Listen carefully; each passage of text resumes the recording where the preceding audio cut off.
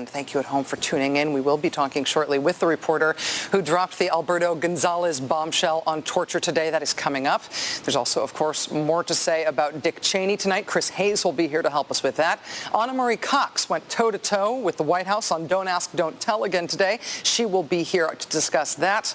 And Archie has reportedly chosen between Veronica and Betty. Fictional character. Breaking news from Ken Jones, all ahead. But we begin tonight with a tale of two speeches, both from the same man, both from President Obama. One speech that could have been billed as a ballad to the Constitution, a proclamation of American values, a repudiation of the lawless behavior of the last presidential administration, and another speech announcing a radical new claim of presidential power that is not afforded by the Constitution and that has never been attempted in American history, even by George W. Bush and Dick Cheney. Remarkably, President Obama today made both of those speeches simultaneously. Standing inside the National Archives in front of the actual original Constitution, President Obama delivered a blistering critique of the Bush administration, in which he called their actions and their legacy literally a mess. Our government made a series of hasty decisions. Poorly planned, haphazard approach. Too often, we set those principles aside as luxuries that we could no longer afford. Our government made decisions based on fear rather than foresight. The decisions that were made over the last 8 years established an ad hoc legal approach for fighting terrorism that was neither effective nor sustainable. An ad hoc legal approach for fighting terrorism that was neither effective nor sustainable. Ouch. Then, moments later, he announced his own ad hoc legal approach for fighting terrorism.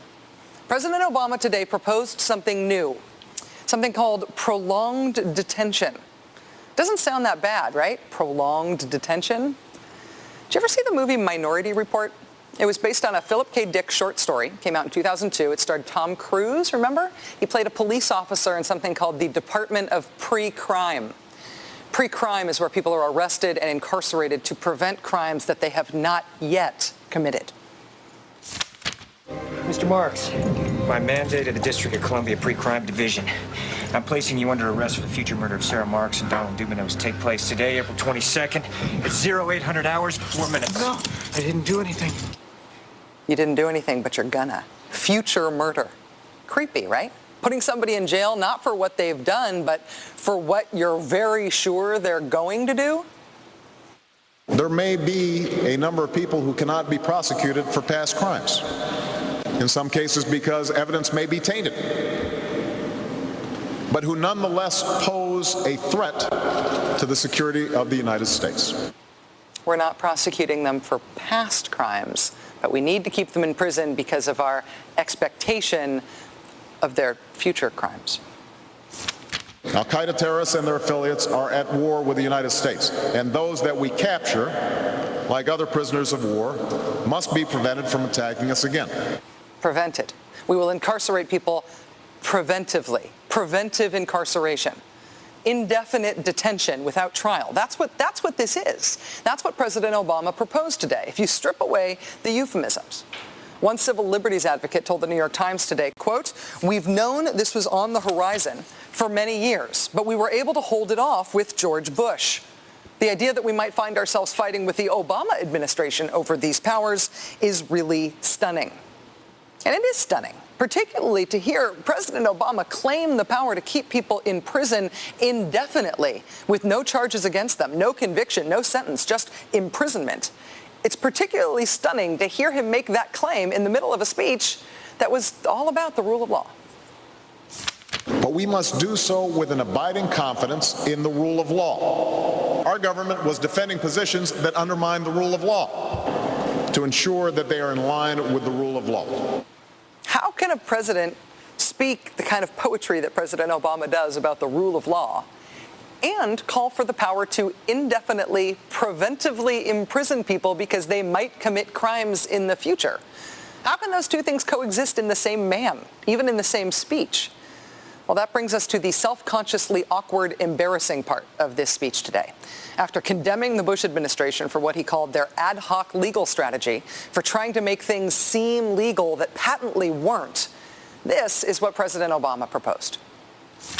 My administration has begun to reshape the standards that apply to ensure that they are in line with the rule of law. We must have clear, defensible, and lawful standards for those who fall into this category. We must have a thorough process of periodic review so that any prolonged detention is carefully evaluated and justified. Our goal is to construct a legitimate legal framework for the remaining Guantanamo detainees that cannot be transferred. Our goal is not to avoid a legitimate legal framework. In our constitutional system, prolonged detention should not be the decision of any one man. If and when we determine that the United States must hold individuals to keep them from carrying out an act of war, we will do so within a system that involves judicial and congressional oversight. And so going forward, my administration will work with Congress to develop an appropriate legal regime so that our efforts are consistent with our values and our Constitution. You'll construct a legal regime to make indefinite detention legal. You will, what does he say? Develop an appropriate legal regime. So you can construct a whole new system outside the courts, even outside the military commissions, so that you can indefinitely imprison people without charges. And you'll build that system from scratch. What's that somebody said about ad hoc legal strategies? Just for context here, in the United Kingdom, where there isn't even a Bill of Rights, there's been a major debate about whether people can be held in preventive detention. Former British Prime Minister Tony Blair wanted 3 months to be the outer limit for how long anyone could be held. There was a big political fight about it. Parliament ended up limiting that power to 28 days. 28 days is still the longest period of preventive detention that's allowed under law in any comparable democracy anywhere in the world. How long would President Obama's proposed preventive indefinite detention last? Well, he's not saying yet, but here's how he defines the threat that he says makes indefinite detention necessary. Right now in distant training camps and in crowded cities, there are people plotting to take American lives. That will be the case a year from now, 5 years from now, and in all probability 10 years from now. 10 years from now. So you could get arrested today and locked up without a trial, without being convicted, without being sentenced for, say, 10 years until the threat of your future criminal behavior passes. Prolonged detention, he's calling it. This was a beautiful speech from President Obama today with patriotic, moving, even poetic language about the rule of law and the Constitution, and one of the most radical proposals for defying the Constitution that we have ever heard made to the American people. Joining us now is Vincent Warren. He's executive director of the Center for Constitutional Rights. He met with President Obama yesterday during a closed-door, off-the-record, reportedly tense meeting at the White House. Mr. Warren, thanks very much for joining us tonight. Oh, thanks very much for having me, Rachel. As you can tell, I am having a hard time disguising my own feelings about this prolonged detention announcement today. Right. How do you see it? Do you actually see this as a radical proposal? I have to tell you, I was stunned when I heard those words come out of his mouth. And the same way that you did. He didn't say the words preventive detention, but that's exactly what he was talking about. You know, when you were talking about earlier in the segment that England has 28 days. That's 29 days too long in an American system. This has never been done before. It is completely outside of the realm of what's constitutionally permissible. And it's frankly shocking and deeply disappointing that he would even go there when George Bush didn't even go there. But I should point out that what he's essentially talking about is the Guantanamo system that we at the Center for Constitutional Rights challenged back in 2002. George Bush said, you're going to be in jail, you'll never get a trial, we're going to hold you as long as we need to. That sounds like what he's saying as well. That's exactly where I went with this, and I was struck in particular by the relationship of this idea that he proposed today in the midst of this speech on law and order, the rule of law, struck by the connection between that and the abolition of the idea of the enemy combatant. I mean, President Obama was applauded by civil libertarians for getting use of the idea of the enemy combatant. That essentially gave President Bush carte blanche to arrest people that he felt were threats to the United States. But isn't this essentially recreating that distinction and just calling it something different? Well, in point of fact, when we looked at it at the Center for Constitutional Rights, our analysis was he changed the names, but he didn't actually change the basis upon which people could be held. So not calling people enemy combatants, but holding them anyway, is really not solving the problem at all.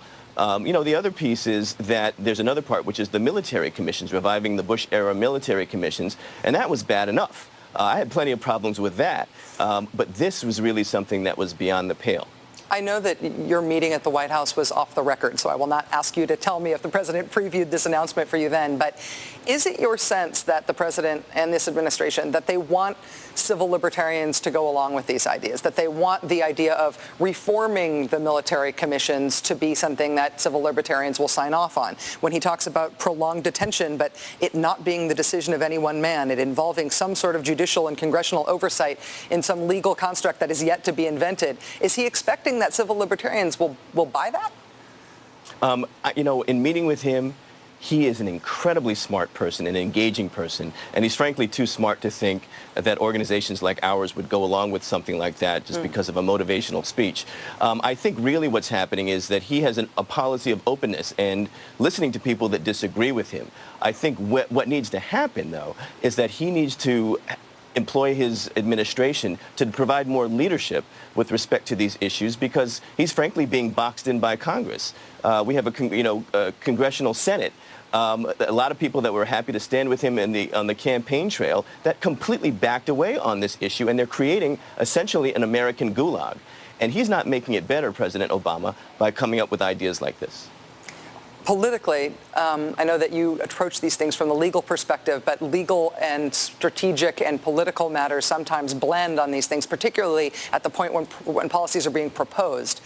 Liberals and Democrats and opponents of the Bush presidency used to argue that the president didn't have powers like this to indefinitely imprison somebody outside the court system. Is there a danger that people who support President Obama, and I'm thinking particularly of liberals and Democrats who support President Obama, they'll change their mind on that whole subject of presidential power, because this time the argument is coming from Obama rather than coming from George Bush? I think that's a possibility. And I think, to be clear, that the issue about presidential power for detention is a complicated one, and there are a lot of details, and it depends on who you're talking about, under what circumstances, and where they were picked up.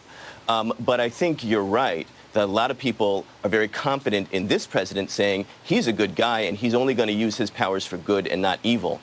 But that's something that we really can't afford to go down this road. I really do feel like this is the point where democracy continues to die after the George Bush administration, and that's not something we want to see happen at the Center for Constitutional Rights.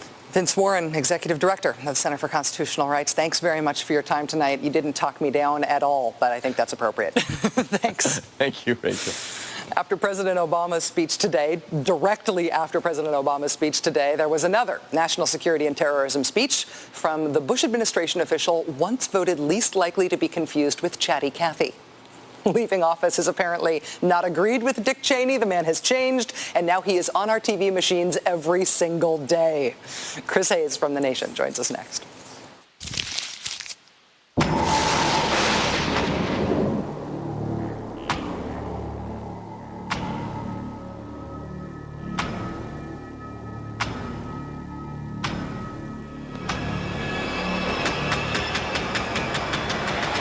First link to human evolution.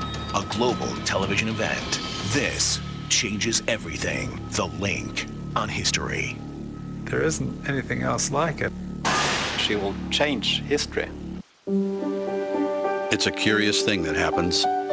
It seems when we get to a place where no one knows us, we become most ourselves. Trying new things, making new friends, laughing out loud, and dancing in the streets. It's time to venture out. Who knows just who we might discover as we come alive under the spell of pure Michigan. Your trip begins at michigan.org.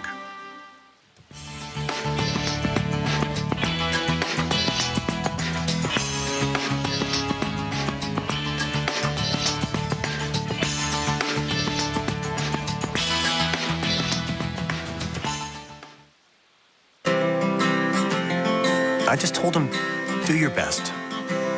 Build a car you're proud of.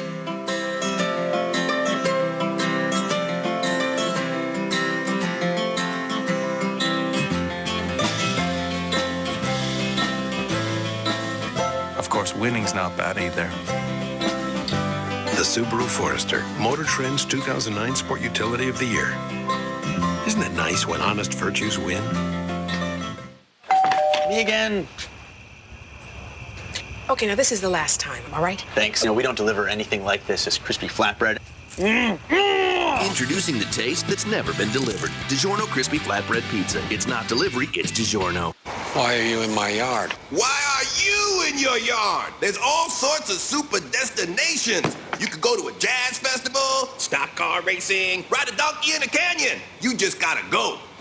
Hi, I'm Chuck Ford. I've been a member of the Tucson Federal Credit Union for 40 years. I've been able to give a lot to this community, but I've received far more than I've given. Now that I'm retired and have other investments with the credit union, I'm able to play golf when I want to play golf because Tucson Federal Credit Union has been excellent in terms of my investments.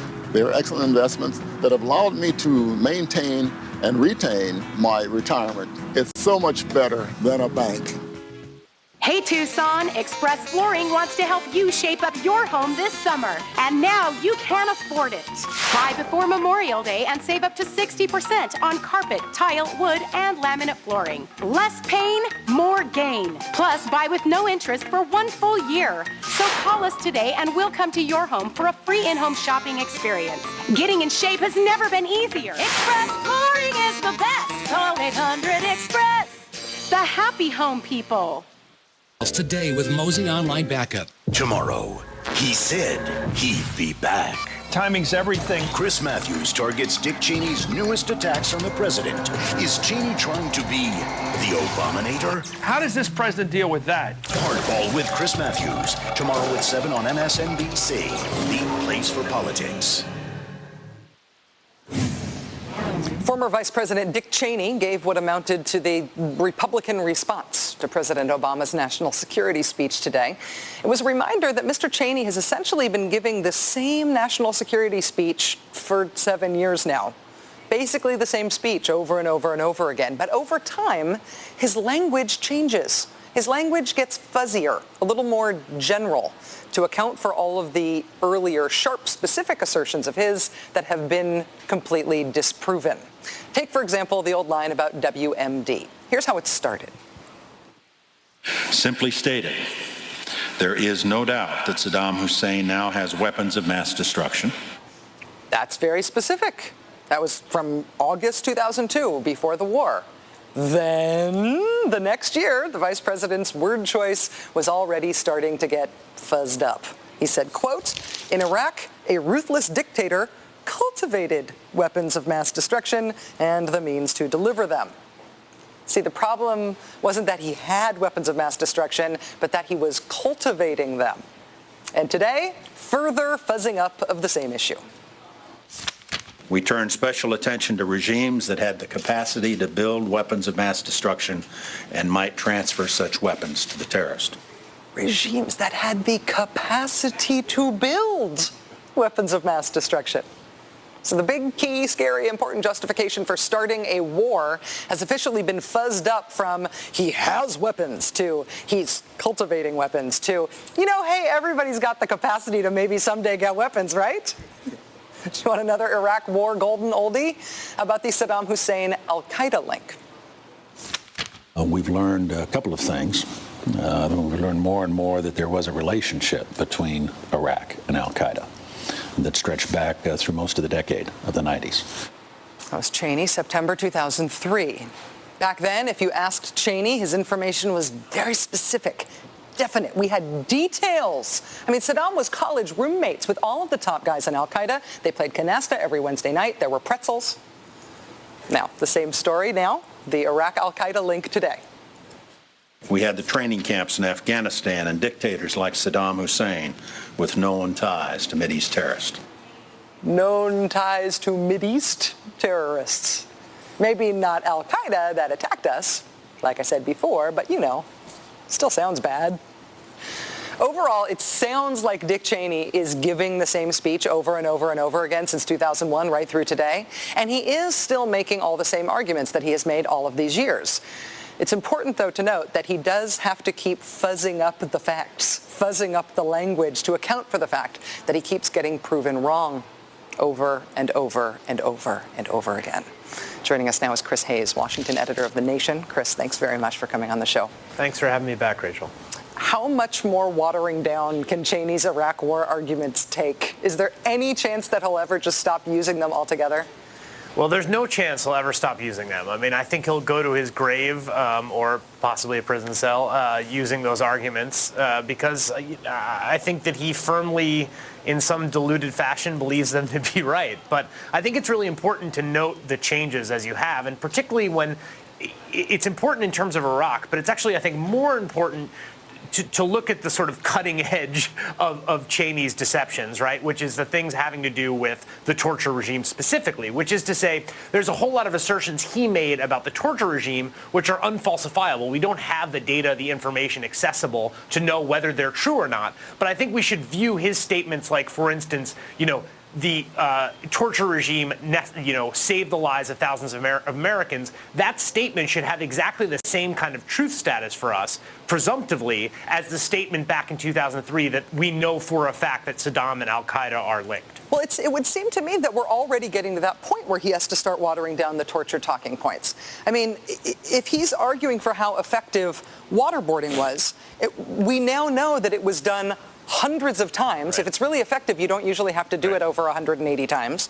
Right. And we know that from the interrogators who were there, who are now speaking out, we now know that normal interrogations were working fine on these guys, at least in the case of Abu Zubaydah before these enhanced techniques were started. So even just what we've learned in the past year about it means that he should already be watering those things down. I suppose maybe we should look for that to be the hallmark of him, well, having to change the speech that he's giving? No, he's never going to change the speech. Well, no, but I do think that on that issue, I think that's the place where we'll know if sort of truth is winning the debate at all. Okay. Is if in subsequent addresses to whatever right-wing think tank that he's talking to, he can no longer say those things, which he has to sort of keep including these new relevant facts, and then we'll know there's actually some sort of progressive encroachment of truth into the kind of diluted arguments that he's been making for 8 years.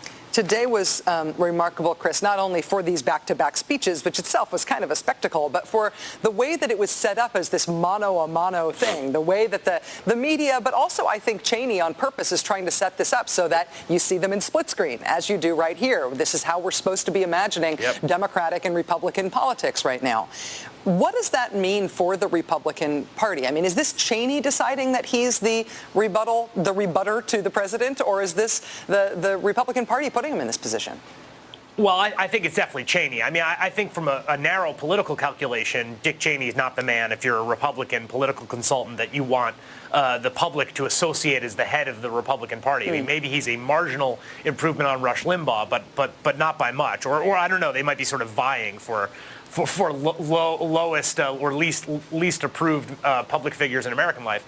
But I think it's Cheney. I mean, look, we know from Barton Gellman's fantastic book, The Angler, and from Jane Mayer's reporting and others, that the man has just a tremendous ego. He basically thinks he should be running the country and was running the country for a long period of time. And I think he thinks that the people around him, he sort of has this disposition to think everyone else is a wimp, and he's the only one kind of tough enough to tell the truth. And the one thing I kind of weirdly, not quite admire about Cheney, but I'm just sort of awestruck by, is that his commitment to this barbarous anti-constitutionalism overrides whatever political instincts he once had, which is to say he doesn't really care, it seems to me, what the political ramifications are, because he is so committed to defending this point of view.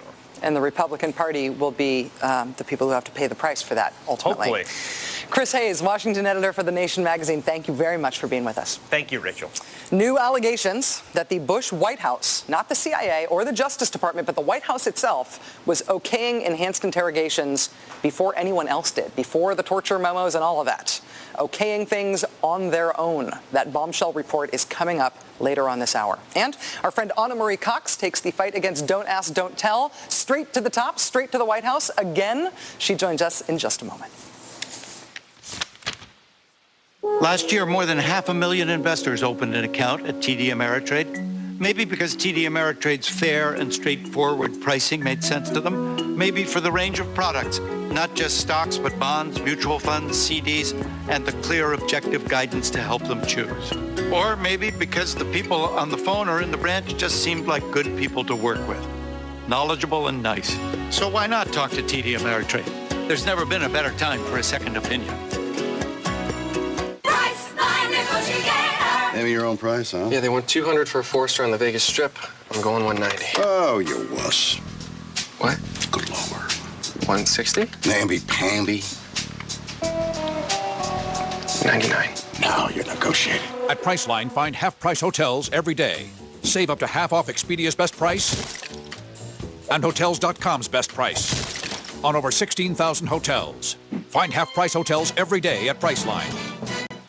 Right now at Men's Warehouse, when you buy one designer suit, you'll get one free. That's right, 2 suits for less than the price of one at a department store. You're gonna like the way you look. I guarantee it. We're visiting Hidden Valleys across America to see how they like the taste of Kraft Ranch. And you are, I'm sorry? I'm the president of the Homeowners Association for Hidden Valley. The president of Hidden Valley loves Kraft Ranch. I'm just saying. I don't know about you, but I'm getting tired of the big oil companies always belly aching we can't afford clean energy. Well, if the big oil boys want to keep on polluting and keep raising gas prices, maybe we're due for a new direction. Overdue, if you ask me. Repowering America with truly clean energy won't just save God's green earth. It'll help get our economy back on its feet and more people back to work. Future's clean energy, so what are we waiting for? Repower America. It's time to get real. Tomorrow. Folks, I've been pushing hard on healthcare reform. Now, could Ted Kennedy return as the White Knight? The Ed Show, tomorrow at 6 Eastern on MSNBC. Coming Monday, Lockup reloads with an all-new season premiere. I'm pretty excited about that. This time, what happens when the inmates I started stabbing. run the cameras? They take me straight to lockup. Lockup, an all-new season begins Monday at 10 on MSNBC.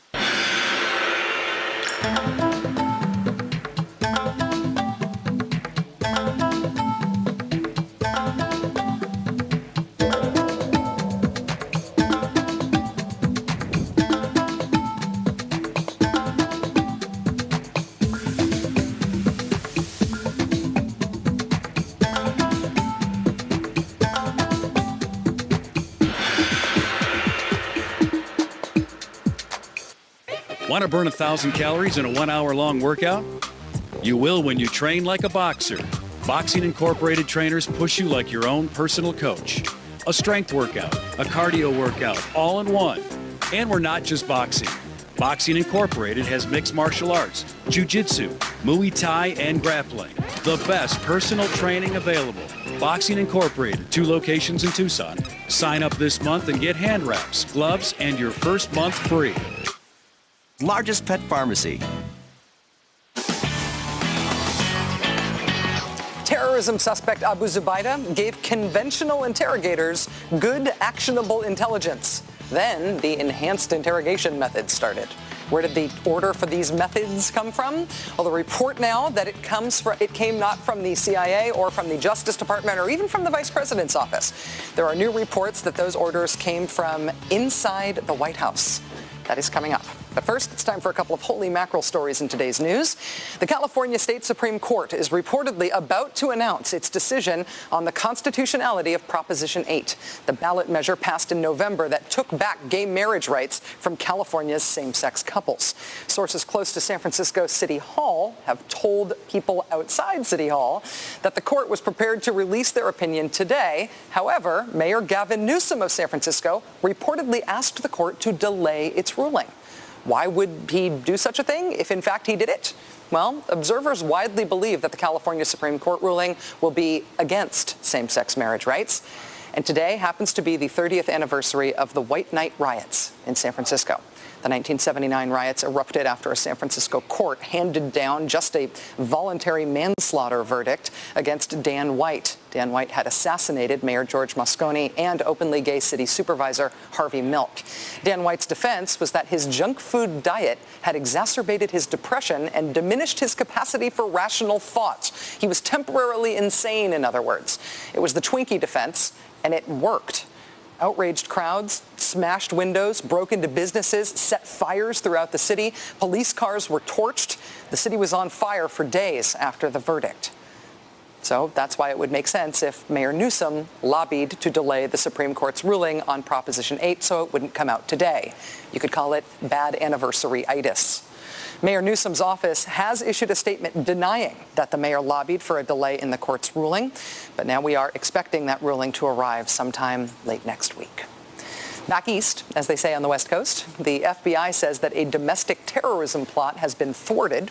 Back in the days of Bush and Cheney and their war on terror, mundane constitutional methods like surveillance with warrants and the use of informants, tactics like that were frequently eschewed in favor of war on terror. Well, this time, the FBI and the NYPD arrested 4 men from Newburgh, New York, a little more than an hour north of New York City. It was what they call an aspirational domestic terror plot to bomb 2 synagogues in New York City, in the New York City borough of the Bronx, and to shoot a military plane out of the sky at the same time with a surface-to-air missile. How did law enforcement officials bust the plot? They used law enforcement. Hey there. An FBI agent was informed of the men's desire to attack American targets. That led to a year-long investigation and ultimately the arrest. Authorities used undercover operations to gather intelligence from an informant about accused terrorists. The informant had gained the plotters' trust and attended meetings where they planned the would-be attacks. The meetings were bugged with video and audio equipment for which the feds apparently had warrants. Later, the FBI stealthily provided the would-be terrorists with dummy explosives with which they would try to bomb the synagogues and fake surface-to-air missiles with which they thought they could shoot down that plane. Then, using the evidence that they'd collected, remember evidence? Authorities stopped the attack before it happened and arrested the suspects, presumably with a solid case ready to be made against them in court. No torture has been reported. No indefinite or prolonged detention appears to have occurred. A perfectly illegal plot, apparently perfectly foiled, apparently perfectly legally. That's the way we do it these days. In the not-so-olden days, we would have just declared war on Newburgh, New York. Me again. Okay, now this is the last time, all right? Thanks. We don't deliver anything like this as crispy flatbread. Introducing the taste that's never been delivered. DiGiorno Crispy Flatbread Pizza. It's not delivery, it's DiGiorno. National Car Rental knows I'm picky. So at National, I go right past the counter. And you get to choose any car in the aisle. Choose any car! You cannot be serious! Seriously, you choose. Okay. Go national. Go like a pro. Leah came to E-Trade to take control of her investments. The powerful tools on our easy-to-use website helped her analyze, diversify, and allocate her portfolio. She used state-of-the-art screeners and free independent research to pick the right diversified investments. And she got help when she needed it, all for under $10 a trade. Now Leah has everything she needs to take control. Join the 1,000 new accounts a day at E-Trade. Performance now is all about logic. That some cars cost as much as $1,500 to maintain is one thing. That others cost even more is quite another. That a BMW costs you nothing to maintain defies all logic whatsoever. And in turn, makes it the most logical choice of all. Performance now is the 3 Series. Visit your local BMW center today for a test drive. Think your family is protected from insects and the unseen germs they may carry? They're not. Protect them from invading insects with Bear Advanced Home Pest Plus Germ Killer. Its unique dual-action formula kills insects up to 12 months indoors. Plus, only Bear Advanced reduces 99.9% of the germs pests may leave behind, creating a protective barrier that keeps new bugs out. Make your home sweet for you, not them.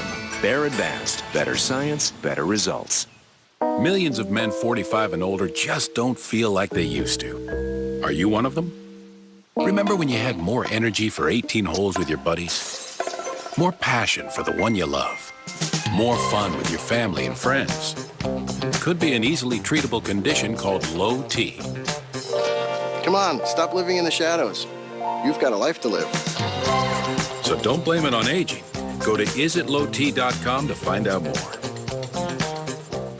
Key, the challenges Dick Cheney's truthfulness on national security and the Bush years. Countdown with Keith Olbermann, tomorrow at 8 on MSNBC. Start the summer with a little search and seizure. No hug for me? MSNBC Sunday Predator Marathon beginning at 6 on MSNBC.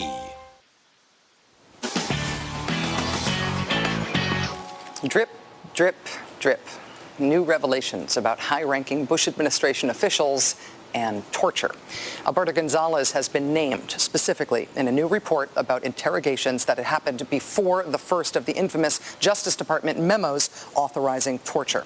Terrorism suspect Abu Zubaydah was captured in March 2002. An FBI interrogator named Ali Soufan was dispatched to question him. Now, Mr. Soufan was an experienced, accomplished interrogator. He, for example, was the person who first obtained confirmation that the 9/11 attacks were the work of al-Qaeda. But Mr. Soufan wrote in the New York Times last month and told Congress last week that even though he was getting actionable, quality information out of Mr. Zubaydah through traditional, non-coercive techniques, the interrogation process was taken over by a contractor working for the CIA. That contractor is now known to be a psychologist named James Mitchell, who had no actual interrogation experience, but who is nevertheless being paid by the CIA to develop a program of violent, force-based interrogation methods. The contractors had to keep requesting authorization to use harsher and harsher methods. In the case of Abu Zubaydah, that continued for several months. It's Ali Soufan testifying about those contractors in the Senate last week. The CIA contractor who wanted to use these methods, Soufan said they included forced nudity, sleep deprivation, loud noise, extreme temperatures. The contractor who wanted to use these techniques had to keep requesting authorization to use them. And we know that the contractor got that authorization because those techniques were in fact used against Abu Zubaydah. They got that authorization to use nudity and sleep deprivation and loud noises and extreme temperatures. They got that authorization months before the Justice Department ever wrote up the torture memos. So who gave them that authorization? And on what grounds? That is the new revelation. NPR's Ari Shapiro reporting on the basis of a source with knowledge of Zubaydah's interrogation that, quote, nearly every day, contractor James Mitchell would sit at his computer and write a top-secret cable to the CIA's counterterrorism center. Each day, Mitchell would request permission to use enhanced interrogation techniques on Zubaydah. The source says the CIA would then forward the request to the White House, where White House counsel Alberto Gonzales would sign off on the technique. Bombshell. If this is true, if Alberto Gonzales was personally signing off on enhanced interrogation techniques on his own, then the whole idea that there was a legal framework that made these techniques legally okay is sort of a joke. If this is true, when Gonzales was okaying these techniques, he was not Attorney General yet. He wasn't a law enforcement officer at all. He was White House counsel. He was just the president's lawyer. Joining us now is Ari Shapiro, the NPR's justice correspondent who uncovered this scoop. Mr. Shapiro, thanks very much for your time tonight. Thanks for having me. I know you won't tell us who your source is, obviously, but I have to ask if you're confident that he or she is somebody who was actually in a position to know this information. Yes. Every time I talk to somebody who has concerns about their voice, their name being used on the radio, I have a conversation about how much information I can provide to convince listeners of the authenticity of this source. In this case, the most I can say is that this is somebody with knowledge of the Zubaydah interrogation. And unfortunately, that's as far as I can go. Okay. Well, you have also reported that there's some documentation that might corroborate your source's story. What's the documentation? This is actually a public document, and I have to say this was sort of a good luck, good timing gift from the journalism gods. I had started to uncover this story, and I called Jamil Jaffer, an attorney with the ACLU who I know has worked on these issues, and he said to me, it's funny you should call because just last night, the CIA sent us a log of all of the back and forth communication, listing the number of times messages were sent from the safe house where Abu Zubaydah was being held to CIA headquarters. And this log showed that there were several communications each day. So that certainly doesn't prove the story, but it's consistent with the story. And as I say, it was pure good luck that I happened to run across this log in Jamil Jaffer's hands the day that I was working on the story. Yeah, that's sort of dramatic and incredible. Yeah, the CIA had just sent it to him the night before. That's amazing. You also, in your story, you quote a former government official, an unnamed government official, saying that if this account is true, then the whole legal and policy review process from April through August would have been a complete charade. What's that former official saying? What's the implication that that official is drawing? Well, you have to understand that all summer long during 2002, officials from across the government, Defense Department, Justice Department, State Department, White House, were meeting and trying to figure out what the right rules for harsh interrogations were. This is a person who had knowledge of those conversations and said to me, if we had known that the White House was authorizing all of these things while we were on our own trying to figure out what the appropriate rules are, it would have really changed the conversation. And the fact that we didn't know suggests that this entire process that we thought was a good faith, from scratch, across the government effort was, in this person's word, a charade. Yeah. Well, can the White House counsel actually authorize something for the CIA to do? Does the legal chain of command actually work that way? It's very unusual. I talked with somebody named Bradford Berenson who served in the White House counsel's office under President Bush but had no role in authorizing these interrogations. And Mr. Berenson said to me, you know, the White House counsel's office is not really in the business of telling CIA interrogators what they can and cannot do. Typically, the White House counsel's office advises people who work in the White House. That said, Mr. Berenson said this was an extraordinary time. It was a very unusual set of circumstances after 9/11. It did not seem entirely inconceivable to him that right after those attacks there would be a concentration of power, and a few months later the Justice Department would author its official legal memorandum. And we're all left to figure out what it means that the White House counsel's office would think itself capable of authorizing this behavior. I guess I should also note now that you contacted Alberto Gonzales for comment either to confirm or deny the story. Is it true that he just never responded to you? That's right, and also James Mitchell, the contractor who conducted these interrogations, has not made any public comment for a few years and couldn't be reached for this story either. We contacted Alberto Gonzales today, or we tried to. The people who are speaking for him now, I guess, are his talent bookers, and they wouldn't give us any comment either, but they did say they'd pass on our message. So if I hear before you do, I'll give you a call, Ari. I appreciate that. Thank you. Ari Shapiro is NPR's justice correspondent. Thanks for this great reporting. Thanks for joining us. Thanks for having me. Anna Marie Cox is on deck, fresh from grilling the White House about the president's position on Don't Ask, Don't Tell. Anna Marie asked, the White House sort of really didn't tell. We will have the full story with her next. Carpools, conferences, microwave dinners. They blur one into the next. We lose ourselves in the fog of everyday life and drift away from what matters. But like a beacon in the night, it finds us. The light of more than 100 lighthouses burning through that fog and beckoning us back to what's real and true. This light shines for us all. This light is Pure Michigan.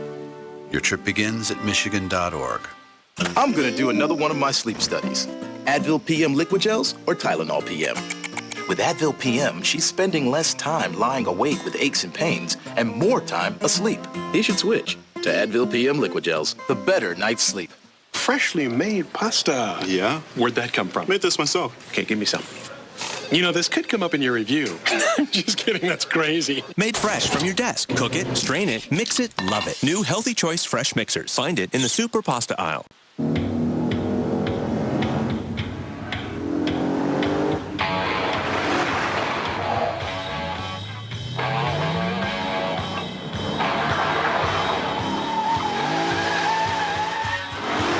This is liberation through acceleration. This is the Lexus IS line. Special lease offers now available on the 2009 IS 250. Oh yeah, I'm looking at the sun. Me and everyone looking at you. What's new? I guess I've never seen a world so green here beside you. See what you love. Love what you see. LensCrafters.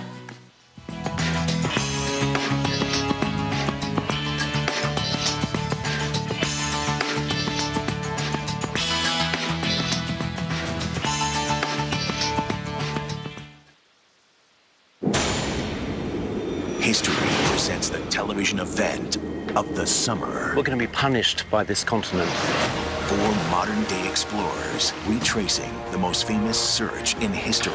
Our journey will take us through some of the most hostile environments in the whole of Africa. There's a chance none of us will make it.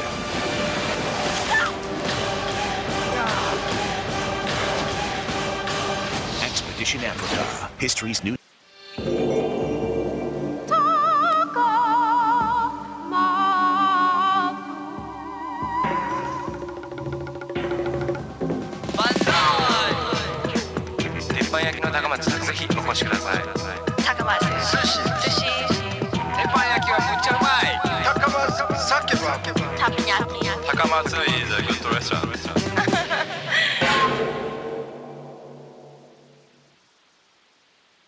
Tired of the same old run-of-the-mill high prices on carpet, wood flooring, and tile? Then don't pay too much and come to Carpet Mill for all your flooring needs. Mill means factory, and factory means low prices on quality products. Carpet Mill has a wide selection of carpet, tile, wood flooring, and beautiful area rugs to fit any budget. Hi, I'm Marshall. We'll meet or beat any price, so shop us last. We're now offering 0% financing for 12 months. If you're tired of being put through the mill and buying flooring, shop Carpet Mill. All now. In the face of increasing controversy over the administration's position on Don't Ask, Don't Tell, the ban on openly gay people serving in the military, the White House today was forced to clarify, to reiterate that they are, in fact, working on changing the policy. Why were they pushed into admitting that?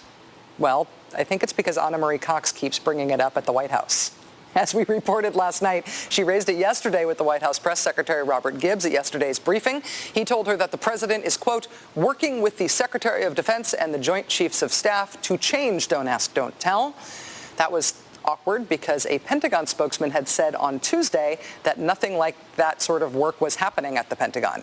Today, Anna Marie Cox was back at the White House briefing room, still pressing for answers. You had said that the president is working with the Pentagon and the Joint Chiefs of Staff on Don't Ask, Don't Tell. But earlier this week, the Pentagon said that the conversations were, quote, initial, and that there is, quote, no sense of any immediate developments in the offing on efforts to repeal Don't Ask, Don't Tell. So I wanted to give you a chance to correct the Pentagon on that. And then I have 2 other questions. What other policies are there? You're going to ask like that, you're going to get bumped up like the first row. Let me address the first question, because if I'm not mistaken, the Pentagon did correct that statement on efforts regarding the reform on Don't Ask, Don't Tell. So there are active conversations happening now? Yes. Okay. And then I wanted to know if there are any other policies that the president believes to be, as you said yesterday about Don't Ask, Don't Tell, not in our national interest, but is content to let Congress take the lead on. And second, President Truman didn't see it necessary to clear desegregation through Congress, so how is this different? Well, I don't want to put words in your mouth, but maybe I used some poor language, but the president is involved in these discussions. It was the president's commitment to overturn the policy that's not in our national interest that is the reason for these discussions and for the effort to overturn this. So I think the notion somehow, the reason Congress is involved is the only durable and lasting way with which to overturn the policy is to do it by law. So when can we expect for a durable policy on racial desegregation in the military, since that's never gone through Congress? Well, I'm out of my depth as a lawyer, but and I'm not exactly sure of the timing of when President Truman did that, but my sense is that there were also some legal proceedings around that. You can't, try as one may, a president can't simply whisk away standing law of the United States of America. I think that's maybe been the undercurrent of some of the conversations we've had over the past few days on Guantanamo Bay. But if you're going to change the policy that is the law of the land, you have to do it through an act of Congress. And so there's pending legislation? I didn't see any. I don't know what's been introduced in Congress. I do. Joining us now, fresh off her latest battle with Press Secretary Robert Gibbs, is Anna Marie Cox, national correspondent for Air America and contributing editor for Playboy magazine. Is that new? It's true. That's my new gig. Wow. Yes. How's that going? Well, this is actually going to be the first thing I'm going to write about for them, is Don't Ask, Don't Tell, and the president's sort of shifting explanations about it. Well, your exchange with Robert Gibbs yesterday, which we played on the show yesterday, and this extended exchange today, sort of remarkable on any subject in the briefing room, but to see him being that careful and saying so little, I have to ask, have you had any further communication or clarification from the White House on this since these two questions? Well, I did get a note from one of the assistant press secretaries that reprinted something that one of the Pentagon spokespeople said that I actually hadn't heard before. I can read it if you want. It says something. It says that President Obama has been very clear in his direction that he is committed to the repealing of Don't Ask, Don't Tell, I don't think it actually does any more to convince me that there is active negotiations underway. However, based on several different conversations I've had with people at the White House and near the White House, I do believe them that this is a priority for the president. I do think this is a genuine concern of his. I think where the problem lies is in how they're explaining their strategy. Well, on the issue of what the president could do, what he legally has the capacity to do, you asked him this question about the analogy of racial desegregation in the military, and I'm confused by his implication that Truman didn't just take executive action. He said there was some sort of legal proceeding around that issue. Do you know what he's talking about there? I have no idea, because I know that you studied history as well, and actually that's completely wrong. President Truman actually did just, whisk into history the desegregation of the military. He did it without an act of Congress and without any pending legal cases. However, it's true that Don't Ask, Don't Tell is codified law, which makes things a little more complicated. It's an actual U.S. code of law.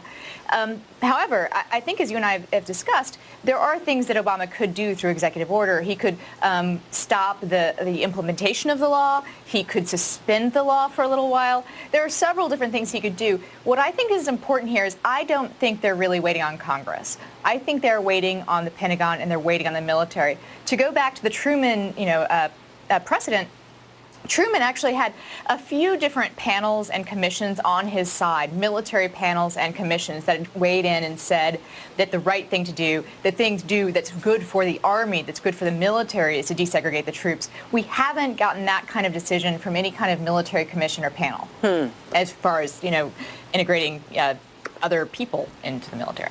Or letting people stop lying who are already there. Yeah, that's also, part of me doesn't even understand why this is an issue, so I have trouble articulating what the problem is. Air America's national correspondent and contributing editor for Playboy magazine, Anna Marie Cox. I'm very much enjoying saying that. And this has been amazing to watch. I hope that nobody's giving you a hard time in the press briefing room for asking these questions, but you're being very dogged and impressive. All right, thank you, Rachel. All right, thanks. Coming up on Countdown, Keith's special comment on Dick Cheney. Next on this show, it's Betty versus Veronica. My friend Kent Jones sizes up who Archie should finally marry after nearly 7 decades of indecision. We will not be quiet. We will not try to blend in. Disappear in the background. Play second fiddle. When we're in a sandwich, a salad, a panini or crostini, you'll know it. We're not like the others. We won't ever try to be. We are our own mixed-up blend of one-of-a-kind spices. We are Miracle Whip, and we will not tone it down. Yes. Yes.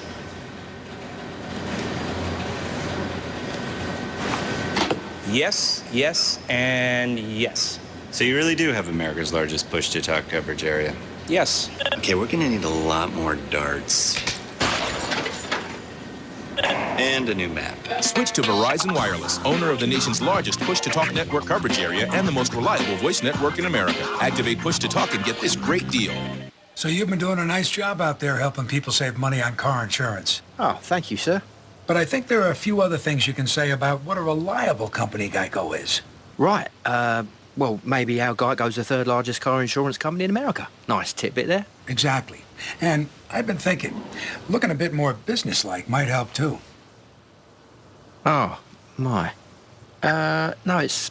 What's the word? Geico. 15 minutes could save you 15% or more on car insurance. My mom is pretty proud of me. She thinks I can do anything, and she's a character. It became very obvious to me that my mother needed me. I could just tell by her voice that she was declining. I had to give up my job and went to her, and because I wasn't working, got behind in my payments. I got some pretty good advice. Basically, it was communicate with your card company. If you're struggling to make payments, your credit card companies are here to help. I really felt that I had a human being on the other end of the phone. We've come together to let consumers know how we can help.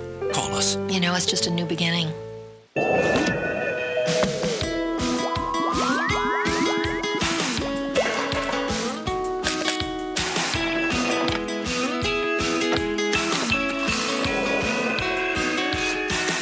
Looking to save money on the products you need and use the most?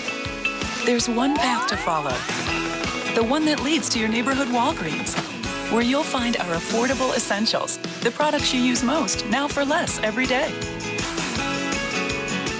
Millions of men 45 and older just don't feel like they used to. Are you one of them? Remember when you had more energy for 18 holes with your buddies? More passion for the one you love? More fun with your family and friends? Could be an easily treatable condition called low T. Come on, stop living in the shadows. You've got a life to live. So don't blame it on aging. Go to isitlowt.com to find out more. Keith's all-new special comment confronting Dick Cheney for attacking the president on national security. Countdown.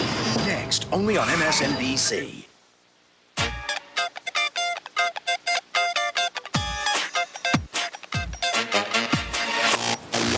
We turn now to our comic book matrimonial correspondent, the one and only Kent Jones. Hi, Kent. Hi, Rachel. Well, America's favorite comic book teenager, Archie, is going to get married in an upcoming issue. Now, we don't know who he's getting married yet, but it's going to be either Betty or Veronica. He's got to choose. Ooh. So that's a tough call. Let's help him break this down. Okay, all right. Elizabeth Betty Cooper. Ah, Betty. Blonde, middle class, sweet as raspberry ice cream on a summer day. Betty likes sports, she cooks, makes her own clothes, she likes to fix cars. Bettys are loyal, smart, sensible, honest, often overlooked because they're so nice. Guys don't deserve Betty, and let's just say it, Betty is a hottie. I mean, straight up, Archie, if you don't marry Betty, you're a first-class doofus. Seriously, I mean, don't you get it? Betty can fix your car. Then there's Veronica Lodge. She will not be fixing your car. Raven-haired, beyond rich, sweet as a flaming tequila shot. Veronica likes, well, you can't afford what Veronica likes. Veronicas are smart, scheming, want what they want when they want it, and are never, ever overlooked. And hot? You kidding me? It's their world, and we just live in it, Archie. And if you marry Veronica, you're an idiot. A widely envied idiot. You know, come to think of it, I'm not sure Archie is ready for either of them. If there's going to be a wedding, maybe it should be these two. They're perfect for each other. It's really, the opposites attract. It's always true. When do we find out? This summer? Yeah, later, August, September. Yeah. That's very exciting. Cocktail moment for you, Kent. Very nice. Do you remember the story of how Republicans want to stop the global warming bill by having it all read aloud? Remember that? The bill itself is like 900-something pages, and they've introduced thousands of amendments, and they want everything to be read aloud on the floor of the House. That's how they want to stop the bill. Democrats in the House Energy and Commerce Committee responded by hiring a speed reader. And today, believe it or not, they tried him out. There's footage from him of him speed reading on C-SPAN. Check it out. Excellent. The clerk will read the bill. In lieu of the matter proposed to be inserted by the amendment offered by blank, insert the following. Section 1, Short Now title, listen table of to contents. him. A short title. The Act may be cited as the Energy Production, Innovation, and Conservation Act. B, table of contents. Table of contents for the Act is as follows. Section 1, short title and table of contents. Title 1, Clean Energy Standards. Section 101, Federal Clean Energy Standard. Title 2, American Energy. Subtitle A, Conservation and Efficiency. Chapter 1, Tapping America's Ingenuity and Creativity. Section 201, Definition. Section 202, State Policy. Section 203, Price Authority. Section 204, Eligibility. All right, Mr. Chairman, I ask unanimous consent that the reading of the amendment be dispensed with. Spontaneous applause for That was the speed excellent. reader. That was excellent. That was excellent. Thanks, Kent. Thank you. Countdown starts now.